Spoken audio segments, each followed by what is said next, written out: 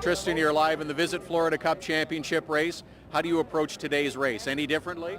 No, as any race, I'm gonna push like hell to go back to the front. I'm third on the grid, so I definitely want this trip to Florida. So I'll do my best, and we'll see the results. All right, Tristan Vautier third in the Visit Florida Cup standings. Next to last race of this 7-race championship. This event at Mosport, then at Petit Le Mans weekend at Road Atlanta coming up on the 1st of October to kind of settle it. But Connor Daly in command right now. Let's get on board with Vautier in that 38 car. He's had a good day so far, Johnny O'Connell, running in third spot. Yeah, you know what? And this is a kid that's really impressed me. He had a win pretty much taken away from him at Laguna Seca where he had a mechanical issue. But you know what? I always held the philosophy that if you can't win, be spectacular.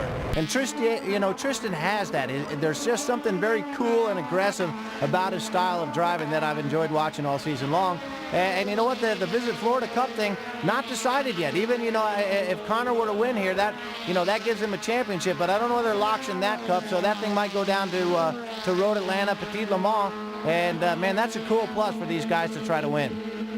Of course, earlier this season, the series visiting Mazda Raceway Laguna Seca, one of the home tracks for Star Mazda. Good battle here, Pedrojita and Orto fighting for 10th and 11th. There's Rusty Mitchell back there. Now remember, Rusty had to start that 66 car at the back of the pack after a tire change. He's made some good moves to get up into the top 12 or 13 here. Yeah, and you know what? Even though he's not right at the very tip of the spear here in the running, the guy's feeling good because he's passing cars. He's showing he's racing.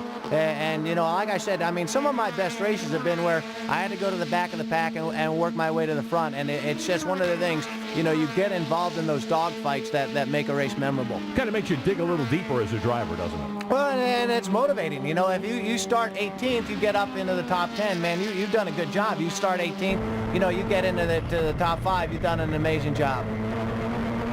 Look at how hard Rusty Mitchell has to work this race car off the final corner here at Mosport.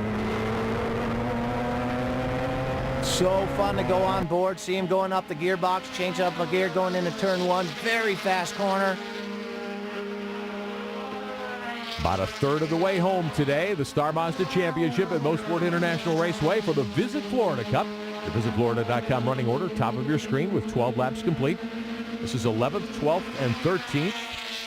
The 18 car right there in command of this little battle at the moment, Joao Orto, the 28 of Juan Pedrojita. Then the 66, the Motorola car, Rusty Mitchell.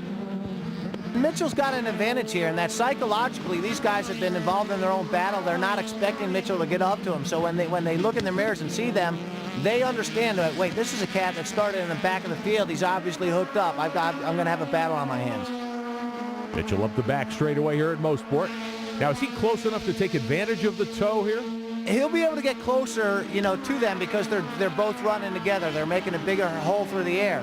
Whether or not he's going to get close enough to be able to make that move to the inside, I don't think so. But, that committed move into turn 8, right? What you saw right there is what happens most of the time. Oh, you see him moving to the inside? Rusty Mitchell trying to get by Pedrojita here in the final couple of corners of this lap. He can't get the job done.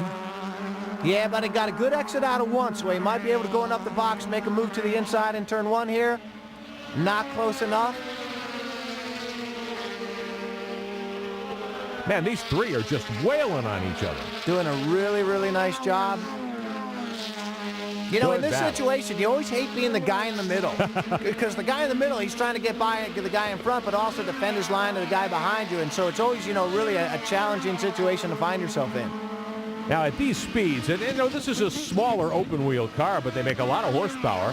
They run great lap times around here. Can you check your mirrors? Do you know where the guy is behind you? Yeah, you're finishing a corner, and seeing what your distance is to the guy. Oh, we got a spin there. One car around. Nick Andres, one of the Anderson cars, the 81 out of Florida, has gone around. Looks like he might have stalled. It didn't hit anything apparently, but he's right at the exit of that corner there.